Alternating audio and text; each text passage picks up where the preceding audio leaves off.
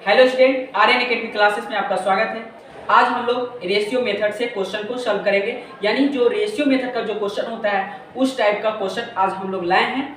इसमें आज आप सीखेंगे बढ़िया से, और ये क्वेश्चन बहुत ज़्यादा इंपॉर्टेंट है क्योंकि यह क्वेश्चन बार बार एग्जामों में पूछा जाता है। तो चलिए आज हम लोग इस क्वेश्चन को सॉल्व करते हैं। अगर आप मेरे चैनल पर नए हैं तो प्लीज़ आप चैनल को सब्सक्राइब कर लें ताकि आपको नेक्स्ट वीडियो का नोटिफिकेशन मिल सके। तो चलिए अब हम लोग क्वेश्चन नंबर फर्स्ट देखते हैं। क्वेश्चन नंबर फर्स्ट है हमारा, 624 रुपए को तीन मित्रों के बीच में 1 और 2 रेशियो 1/2 रेशियो 1/3 रेशियो 1/4 के बीच में बांटा गया है। देखिए ये हमारा क्या है, रेशियो है, और इसी रेशियो के अनुपात में तीन मित्रों को बांटा गया है। अब यहाँ पर पूछा गया है कि तीसरे मित्र का हिस्सा कितना होगा। तीसरे मित्र का हिस्सा कितना होगा, तो सिंपल सा, जब अपॉन में वैल्यू हो तो सभी का आप एलसीएम लीजिए। अब यहाँ पे देख सकते हैं कि सभी का अगर हम एलसीएम लेते हैं तो यहाँ पे देखिए 1/2 प्लस कर दीजिए 3 और 1/4, यानी सबका आप एलसीएम ले रहे हैं तो कितना आ रहा है आपका, 12 आ रहा है। 12 जैसे हम लोग फ्रैक्शन बनाते हैं, भिन्न बनाते हैं, जैसे भिन्न को ऐड करते हैं उसी प्रकार से आपको एलसीएम लेना है और इसको सॉल्व कीजिए। तो 2 6 जा कितना होगा, 12 हो जाएगा, यानी 6 1 जा 6 हो जाएगा, प्लस 3 4 जा 12 और 4 1 जा 4 हो जाएगा, फिर 4 3 जा 3 1 जा 3। यानी आप देख रहे होंगे कि ए का जो है 6 और बी का 4 और सी का कितना आ गया, 3 आ गया, यानी पहले मित्र, दूसरे मित्र और तीसरे मित्र। तो तीसरे मित्र का जो भाग होगा वो कितना होगा, 3/2 कितने का, 624 रुपए का। तो आप यहाँ से निकाल सकते हैं 624। अब 624 को आप आराम से कर सकते हैं। देखिए 12 का टेबल पढ़िए, 12 5 जा कितना होगा, 16 हो जाएगा, 12 5 जा 16 और 12 2 जा 24, यानी आपके पास आ गया 52/3 एक गुना। अब यहाँ से देखिए 52 गुना में कितना गया, 3, तो मल्टीप्लाई कीजिए तो कितना आएगा आपको, 156, यानी तीसरे मित्र का जो हिस्सा होगा वो कितना होगा, 156। 156 देखिए ऑप्शन नंबर आपका फर्स्ट में ही है, तो हमारा आंसर हो जाएगा ऑप्शन नंबर ए, यानी 156। चलिए अब हम लोग क्वेश्चन नंबर सेकेंड देखते हैं। क्वेश्चन नंबर सेकेंड है हमारा, ए बी और सी के वेतन का अनुपात कितना है, 3:2:9। यदि सी को बी से, देखिए सी को बी से 2100 रुपए क्या है, ज्यादा है, यानी 2100 ज्यादा है। जो सी को किससे ज्यादा है, बी से ज्यादा है, कितना, 2100। तो ए का वेतन बताइए। तो अभी आपको ये ध्यान देना है कि रेशियो जो है तीनों का 3:2:9 है, और सी को ज्यादा मिल रहा है किसके अपेक्षा, बी के अपेक्षा। कितना ज्यादा मिल रहा है, 2100 रुपए। तो ए का वैल्यू कितना होगा, तो आप सिंपल सा, आप तीनों को रेशियो में आप x मान लीजिए, यानी 3x रेशियो 2x रेशियो ये कितना हो जाएगा, 9x। आपको बोला गया है कि सी का ज्यादा है किससे, बी से, यानी सी का वैल्यू कितनी है, ये है सी का और ये है बी का। अब बी सी का ज्यादा है, यानी 9x, देखिए 9x minus 2x equal to कितना हो जाएगा, 2100 ज्यादा है, यानी 2100 हो जाएगा। यहाँ पे देख सकते हैं कि ये 7x और ये हो जाएगा 2100, यानी x की वैल्यू आप यहाँ से निकाल सकते हैं, तो ये आ जाएगा 300, यानी x की वैल्यू कितनी हो गई, 300। अब यहाँ पे आपसे पूछा गया कि a की वैल्यू क्या है, तो आपको पता है कि सर b और c ये है, तो a की वैल्यू ये है, यानी 300 आप यहाँ पे रख दीजिए। तो 3 इंटू में 300 कितना हो जाएगा, ये हो जाएगा 900, यानी आपका जो आंसर होगा ऑप्शन नंबर ए होगा, यानी ए का जो वेतन होगा कितना होगा, 900। उसी प्रकार आप बी का भी निकाल सकते हैं और सी का भी निकाल सकते हैं। सिंपल सा, आप एक्स की वैल्यू आप पुट कर लीजिए, तीनों का वेतन निकल जाएगा। चलिए अब हम लोग क्वेश्चन नंबर थर्ड देखते हैं। क्वेश्चन नंबर थर्ड है, पंजीकृत छात्रों के 1/25 परीक्षा में उपस्थित नहीं हुए। 1/25 क्या हुए, परीक्षा में उपस्थित नहीं हुए। जो उपस्थित हुए उनके 11/20 उत्तीर्ण हुए। मतलब जितना छात्र उपस्थित हुआ उसमें से 11/20 छात्र जो था वो पास कर गया यानी उत्तीर्ण हुआ। यदि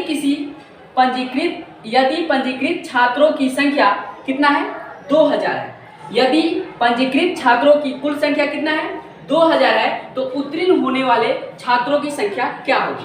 तो आप ध्यान से देखिए कि टोटल अनुत्तीर्ण कितने थे छात्र, जो परीक्षा में अनुपस्थित थे वह 1/25 था, तो टोटल छात्र कितना है 2000 है, यानी आपको क्या करना है 1/25, 2000 का 1/25 आप निकाल लीजिए, तो ये हो जाएगा कितना 1/25 कर लीजिए, तो ये हो जाएगा आपका 80, यानी 80 छात्र क्या थे अनुपस्थित थे,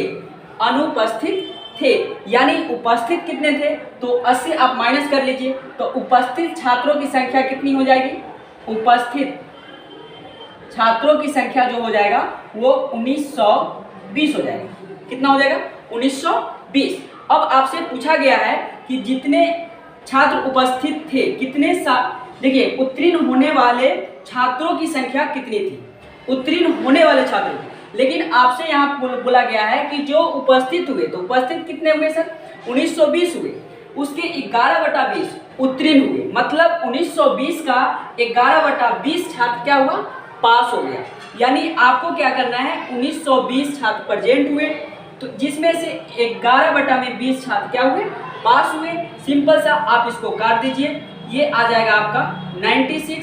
अब इसको मल्टीप्लाई कर लीजिए, 96 × 11, आप 11 से मल्टीप्लाई कीजिए तो ये हो जाएगा 1056, यानी आपका आंसर निकल गया। तो आपका ऑप्शन नंबर कौन सा होगा डी, ऑप्शन नंबर डी, यानी हमारा ऑप्शन नंबर डी होगा, क्योंकि 1056 छात्र जो थे वो परीक्षा में क्या हुए पास हुए, लेकिन परीक्षा में कुल कितने स्टूडेंट भाग लिए थे, तो टोटल 1920 स्टूडेंट परीक्षा में भाग लिए, जिसमें से पास कितने हुए 1056।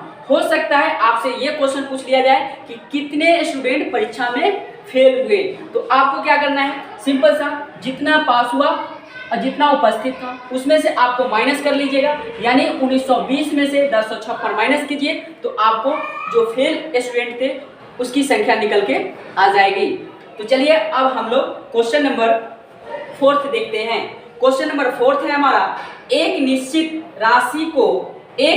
राशि को ए और बी और सी में क्रमशः 2, 3 और 4 के अनुपात में वितरित किया जाना था। देखिए यहाँ पे 2, 3 और 4 के अनुपात में 3 मित्र हैं, यहाँ पे 3 राशि है, 3 लोगों को हमें क्या करना है बांटना है, 3 लोगों को, यानी ए को बी को और सी को। वो रेशियो क्या थी 2, 3 और 4 में बांटना था, लेकिन गलती से क्रमशः 7, 2 और 5 रेशियो में के अनुपात में वितरित कर दिया गया, जिसके कारण बी को 40 रुपये कम मिले, जिसके कारण बी को क्या हुए 40 रुपये कम मिले, तो वह राशि क्या थी।